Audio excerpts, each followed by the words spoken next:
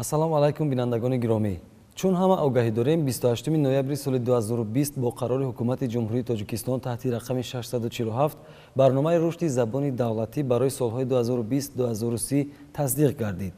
дар муқаррароти умумии барномаи рушди забони давлатӣ барои солҳои 2020-2030 омадааст ки барнома ҳадаф, вазифа, самтҳои асосӣ, усулҳои татбиқ ва натиҷаҳои ниҳоии амалисозии сиёсати давлатиро оид ба забон муайян менамояд. барои шарҳи зарурати таҳия ва тасдиқи барномаи мазкур мо мутахассисонро ба барнома аз Кумитаи забон ва истилоҳоти назди ҳукумати ҷумҳурии Тоҷикистон даъват намудем ки ин лаҳза муаррифӣ менамоям. Сахидод Раҳматуллозода, муовини раиси Кумитаи забон ва истилоҳоти назди ҳукумати ҷумҳурии Тоҷикистон ва Раҳим Зулфониён, сардори шӯъбаи танзими истилоҳоти Кумитаи забон ва истилоҳоти назди ҳукумати ҷумҳурии Тоҷикистон.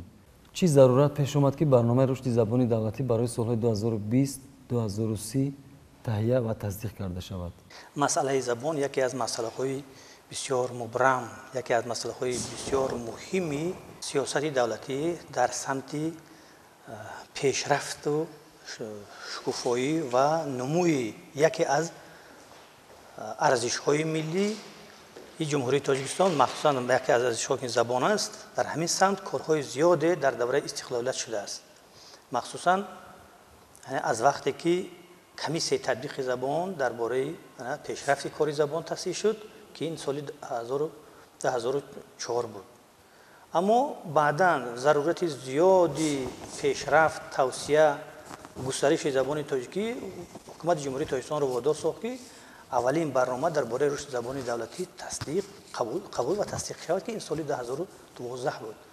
ҳадафу ниятҳои неки ҳукумати ҷумҳурии Тоҷикистон дар робита ба шукуфоии забони тоҷикӣ, пиёда шудани ҳамаи мақсаду ҳадафҳо дар ҳамин барнома дарҷ гардида буданд. вале як барнома наметавонад ки барои тамоми умр забони тоҷикиро назорат кунад. як барнома наметавонад ки ҳадафҳои пешрафти кори забонро дар тамоми тӯли таърих таъмин намояд. барои ҳамин аст ки барномаҳо дар вақтҳои муайян, барои солҳои муайян дар заминаи мақсадҳои нав ва барои пешрафти шукуфоии забон дар марҳилаҳои нави таърихӣ қабул карда мешавад. чаро? чунки забон худаш як ҳодисаи ҷамъиятӣ аст, дар тӯли таърих тағйир меёбад. ҳодисаву воқеаҳои замон ба забон таъсир мерасонад ва ҳамин ҳодисаву воқеаҳои таъсиррасон боиси он мешавад ки мақсаду ҳадаф ва ниятҳои барномаҳо тағйир ёбанд. ин аст ки дар давраи нави тараққиёти забона мо манад аз соли 2020 то 2030 зарурат пеш омад ки бо мақсаду ҳадафҳои неки пешрафти забони тоҷикӣ барномаи нав қабул шавад. ин барнома соли 2019 дар суханронии ҷаноби олӣ дар рӯзи забони тоҷикӣ 4 октябри соли 2019 баён шуда буд ва аз он вақт то ин сол дар тӯли як сол масъалаҳое ки бисёр заруранд, масъалаҳое ки бисёр мубраманд, барои пешрафти кори забон бисёр лозиманд, ин масъалаҳо гирд омаданд ва дар шакли як барномаи бисёр мукаммал аз тарафи ҳукумати ҷумҳурии Тоҷикистон тасдиқ гардид ки инак ин барнома аллакай дар амал аст ва кор карда истодааст.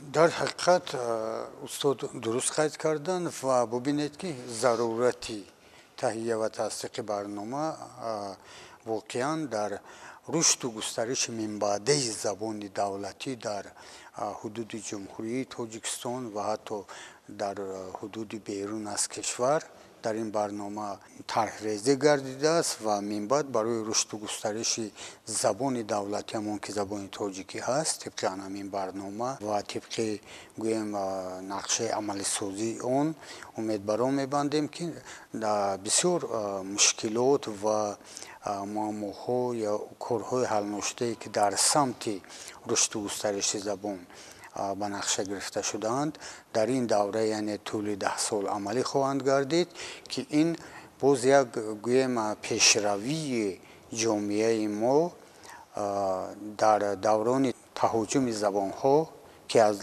ҷониби давлатҳои пуриқтидору муқтадир бештар ҳис мегардад. забони мо албатта бо боваритон мегӯем ки тибқи анамин гуна барномаҳо рушду густариши худро боз ҳам такомул хоҳад дод. заминаҳои татбиқи барнома чӣ гуна ва бо кадом роҳу усулҳо амалисозӣ мегардад? ҳамин барномаи рушди забони давлатӣ ки барои солҳои 2020-2030 таҳия ва тасдиқ шуд, заминаҳои онро мо дар ду марҳилаи амалисозии он мебинем, яъне дар давраҳои солҳои 2020-2025, яъне марҳалаи аввал ва марҳилаи дуввум солҳои 2026-2030 маҳсуб мешаванд, ки дар марҳилаи аввал яъне масъалаҳои заминавӣ барои рушду густариши забони давлатӣ ки дар барномарезӣ шудааст, яъне инҷо таҳияи санадҳои меъёрии ҳуқуқӣ марбут ба ин масъала, дастурамалҳо, тағйири ловҳаҳо ворид намудан бо талаботи замон ба санадҳои меъёрии ҳуқуқӣ, ба низомнома, қонунҳои марбут ба сиёсати забони давлатӣ дар ин давра яъне гӯем як заминаи хуб мешаванд ва инҷо аллакай тибқи дастуру супоришҳои пешвои миллат ва тибқи супоришҳои ҳукумати ҷумҳурии Тоҷикистон аллакай гӯем дар ин марҳила бисёр масъалаҳо ҳалли худро ёфта истодаанд, ки мана худи тасдиқ шудани барнома ва таҳияи қоидаҳои имлои забони тоҷикӣ, тағйири лова ворид намудан ба низомномаи кумитаи забон ва истилоҳот ва тағйири лова ворид намудан ба қонуни ҷумҳурии Тоҷикистон дар бораи забони давлатии ҷумҳурии Тоҷикистон. Бубинед, аллакай дар ин заминаҳо вақте мо муҷаҳҳаз мегардем, мо минбаъда барои рушду густариши забон ва барои амалисозии барномаи мазкур замина ва шароитҳоро фароҳам меорем. дар марҳилаи дуюм аллакай аз солҳои 26 то солҳои 30 ин марҳилае маҳсуб мешавад, ки инҷо аллакай дар баробари назорату пайгирии гӯем татбиқи барнома ҳамзамон масъалаҳои пешбурди фаъолият дар самти фарҳангнигорӣ, пешбурди фаъолият дар самти муносибатҳои гӯем чи дохилию чи хориҷӣ бо мақсади рушду густариши забон, яъне бо тоҷикони бурунмарзӣ ҳамкориҳо кардан дар доманаҳои васеъ.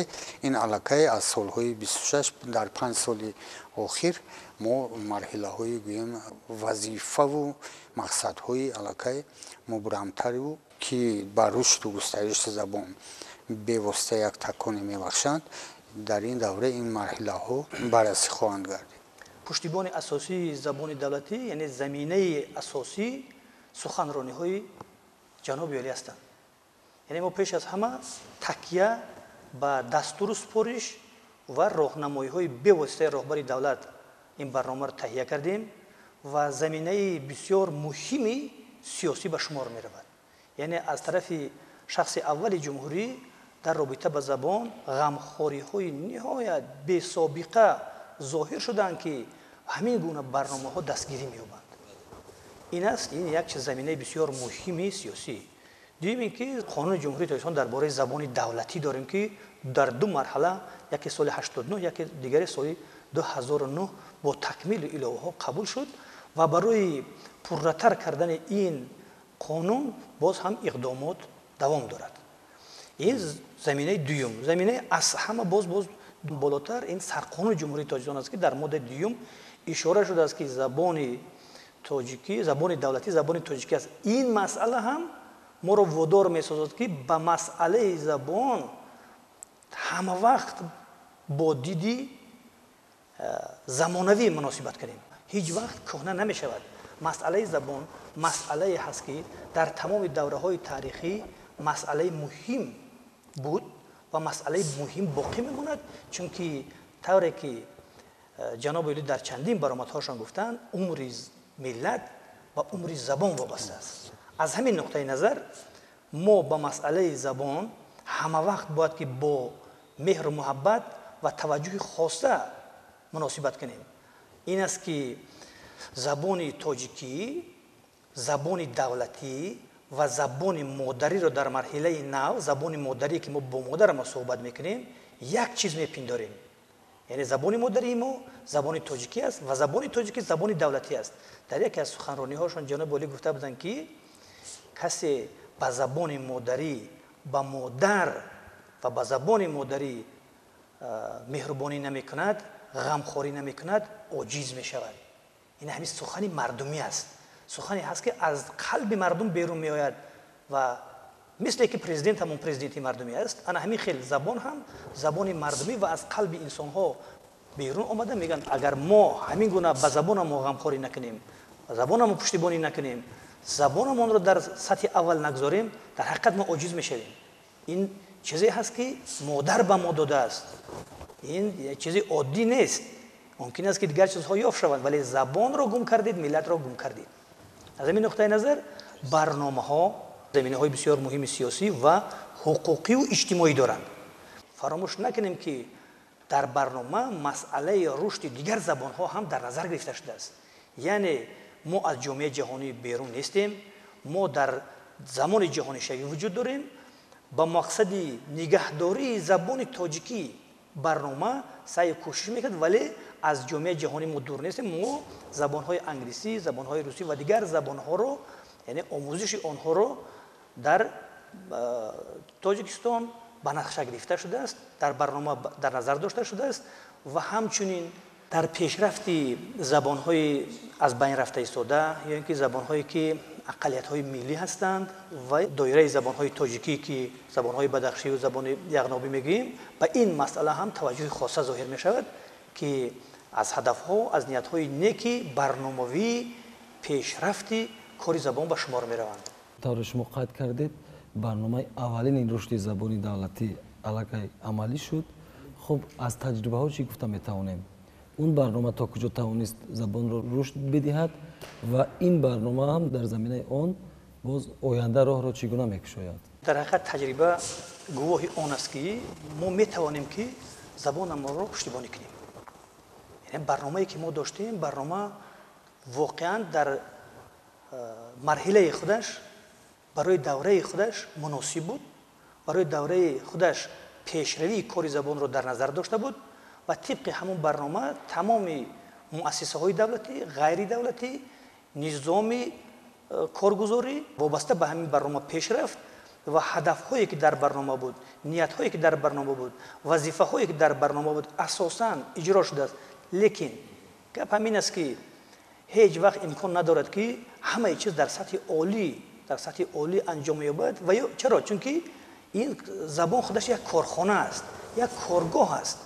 این کارگاه دائم در تشکل و در تحول است. وقتی که برنامه قبول شد، مثلا 1 سال، 2 سال، 3 سال، 4 سال، 5 سال، در این 5 سال تحولات ساحه های گوناگون حیات جامعه ما اصطلاحات نو را به وجود میارد. اصطلاحات نو با اندیشه نو ما را تلقین میکند. یعنی باید ما دیدی نو داشته باشیم، اندیشه نو داشته باشیم، با این اصطلاح چه خیلی مناسبت کنیم، با این اصطلاح چگونه کار کنیم. این است که هرچند که برنامه رو ما میگیم برنامه در مجموع به هدف رسیده است، برنامه تطبیق شده است، ولی نیت ها، هدف ها و وظیفه های نو در دوره امروزه برای ما در پیش داده است که باید ما اینها رو طبق برنامه نوی قبول شده پیاده سازیم. خب کمیته زبان و اصلاحات نزد حکومت جمهوری تاجیکستان برای عملی سازی برنامه رشد زبان دولتی برای سالهای 2020-2030 تا امروز کدام کارها را اجرا کرد؟ زبان این پایه ملت است و در این پایه ملت بودن و پایداری زبان که آن به تمام قشر جامعه، به سیاست، اقتصادیات، تجارت، فرهنگ و تمدن همون جامعه خدمت میکند. ببینید برنامه ها طرح ریزی میگردند و برنامه ها هم دوگمه نیستند، چون که جامعه همه روز پیش میرود، شب و روزان، و برنامه ها هم همه روزه و همه ساله، 10 ساله ها باید که طبق هر یک مسئله عمل کنند و در عملی سازی برنامه رشد زبان دولتی برای سالهای 2020-2030 علاقه کمیته همون کارهای زمینوی که طبق بندهای برنامه باید عملی شوند و سامون رسانده ایستاده است. من طبق یکی از بندهای برنامه، یعنی انیخترش طبق بند 48 که تأسیس دادن کمیسیه های تطبیق قانون جمهوری تاجیکستان در بوری زبان دولتی باید در هر یک وزارت اداره تشکیلات و مؤسسه‌ها نوبسته شکل تشکیلی و حقوقی و مالکیتشان باید که عملی گردد و تصدیق گردد. علاقه کمیته زبان لایحه نظامنامه و گویم کمیسیون تطبیقی قانون جمهوری تاجیکستان درباره زبان دولتی جمهوری تاجیکستان رو چون به وکالت اوست تهیه نموده است که اون روزهای نزدیک علاقه با وزارت اداره و تشکیلات و مؤسسه‌ها جمعیت‌ها نوبسته شکلی تشکیلی حقوقیشون ارسال کرده میشه تا آنها نیز طبق همین نظامنامه کمیسیون یعنی نظامنامه همچون دستورالعمل نمونوی برای استفاده بردن طبق همون نظامنامه نمونوی آنها کمیسیه های خود را از نو تشکیل میکنند و در عمل سازی برنامه 10 ساله مذکور و من بعد رشد و گسترش زبان آنها علاقه هم مسئول هستند و هم ساله برای کمیته زبان و اصلاحات ثبات دهنده هم محسوب می شود. از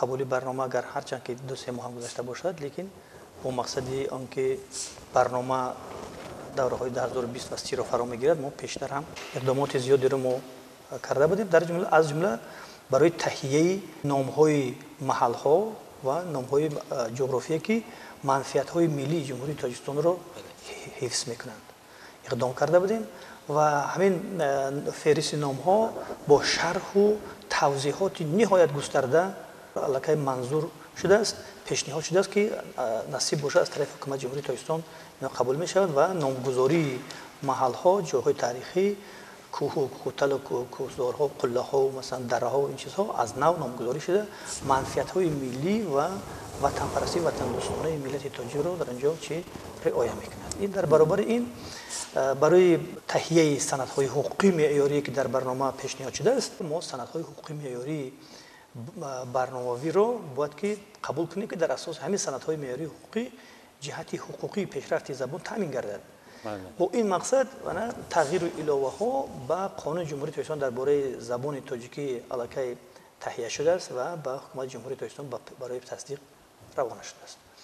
در برابر این املای زبان تاجیکی که یکی از مسئله های بسیار مبرم یکی از مسئله بسیار مهمی سیاست دولتداری مثلا در رابطه با زبان است که این املا هم در طول چندین مدت در مؤسسه های تعلیمی مؤسسه های علمی مورد محاکمه قرار گرفت و مجموعاً و در کمیته زبان و اصطلاحات با جلب متخصصان ورزیده ساحه این مسئله های املا بررسی شدند و برای تصدیق به حکومت جمهوری تاجیکستان ارسال گردید. در زمینه با علامت های کتابتی بله در رابطه با این مسئله باز علامت های کتاباتی که برای مثلا علامت های داخلی جمله و بیرون جمله که اینها هم بسیار مسئله های بسیار مهمند زمینه به املا شد و نصیب باشد اگر این در مدت کوتاه از طرف حکومت جمهوری تاجیکستان بررسی شده تصدیق می‌گردد که این علاقه مرحله قریب اکثریت حجت‌های رسمی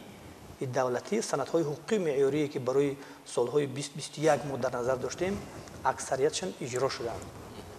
ما باور داریم که با دستگیری به واسطه رهبری دولت اساسگذار صلح و وحدت ملی پیشوای ملت محترم امامعلی رحمان به مسئله زبان که بسیار توجه به سابقه دارند ما میتوانیم که برنامه رشد زبان تاجیکی را برای دوره‌های تا سال 2030 همه ساله با سر بلند تطبیق کنیم.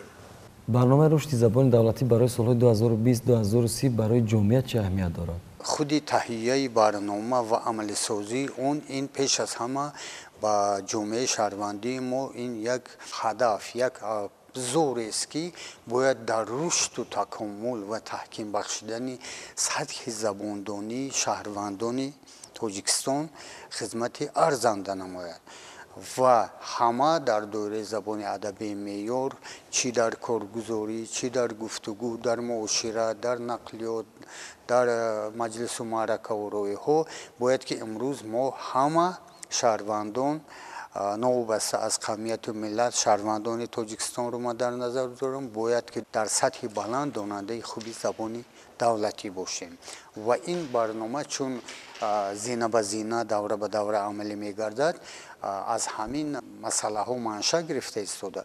Бубинед ман як чизро ёдовар мешавам, аллакай иҷрои яке аз бандҳои ҳамин барнома мана дар ҳамин шабу рӯзҳо амалӣ гардида истодааст, яъне дар тамоми вазоратҳо, идораҳо, ташкилоту муассисаҳо, ҷамъиятҳо новобаста аз шакли ташкилии ҳуқуқӣ, новобаста аз қавмияташон, яъне банди 46 барнома амалӣ хоҳад гардид, ки ин ҳамасола дар барнома ҷой дода шудааст, яъне ба ифтихори рӯзи байналмилалии забони модарӣ, ки дар ин ҷо ҳама қавму миллатҳо, халқиятҳо метавонанд рӯзи забони модариашонро бо ифтихор, бо як сарбуландӣ, гӯем бо як постдории гиромидош таҷлил кунанд, ҷашн гиранд ва масъалаҳои мубрами ба худ ҳалталабро дар ҳамин чорабиниҳояшон ҳаллу фасл намоянд.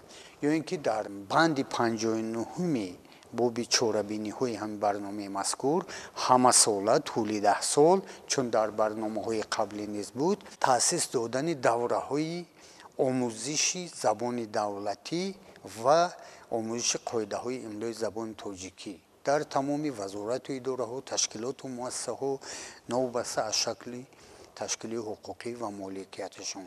ин маънои онро надорад ки баъзеҳо гӯянд ки ман 2-3 диплом дораму ҳоҷат ба такмил додани сатҳи забондониам нест. Не, баръакс, чунки забон ҳам мисли дигар илму фанҳо пайваста дар тараққиёт аст, пайваста дар густаришу пешравӣ ҳаст.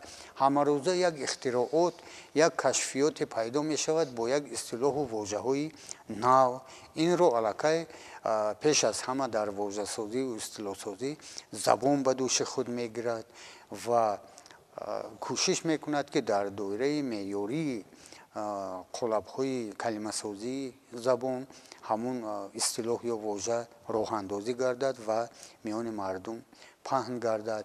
ё ин ки ҷавонони имрӯзаи мо дар кишварҳои хориҷӣ теъдоди ҳазорон ҳазор дар кишварҳои хориҷӣ дониш меандозанд ва ба ватан бармегарданд. вақте ки ӯ дониши худро дар хориҷа гирифт, вай вақте ки омад дар вазорату идораи корхонае ки ба кор қабул шуд, албатта давраи омӯзиши забони давлатӣ, худтакмилдиҳӣ нисбати савияи забони адабии меъёр ва омӯзиши қоидаҳои имлои забони тоҷикӣ ба чунин саф ҷавонон низ ҳатмӣ ва зарурӣ аст. бо ҳамин мақсад дар гӯем давраҳои омӯзиши забони давлатӣ ва омӯзиши қоидаҳои имло ҳар як вазорату идора масъул мегарданд ва аз ҳисоби худ ин соатҳоро бо ҷалби олимон, забоншиносон, донишмандони мутахассисони забоншинос, яъне соатҳои омӯзиши давраи омӯзиши қоидаҳои имло ва забони давлатиро ба роҳ мемонанд. забон خودش مال جمعیتی است، حادثه جمعیتی است. قشرهای گوناگون جامعه با این زبان صحبت میکنن. مثلا در دهات شخصانی هستند که مثلا دیگر درباره زبان فکر نمیکنن. پرابلم های زبان با وی دخل ندارد، ولی با زبان سر و کار دارد. هر روز گپ میزند. امروز مثلا حتی پیشروی تکنیک و تکنولوژی که در دست یک مثلا زن است یا مرد است، در قشلاق، در کوهستان است، در کجا است، تلفن است، با همین تلفن قدر مثلا مناسبتی دارد که بعضا با گو و گوسالش هم قدر مناسبت ندارد. یعنی تأثیری هنگفتی به سابقه پیشرفت جامعه دنیایی با دوردستترین شخص جامعه هر گونه ملت تأثیر میرساند. یعنی زبان و جامعه، زبان و جهان با همدیگر سخت علاقه‌مندند.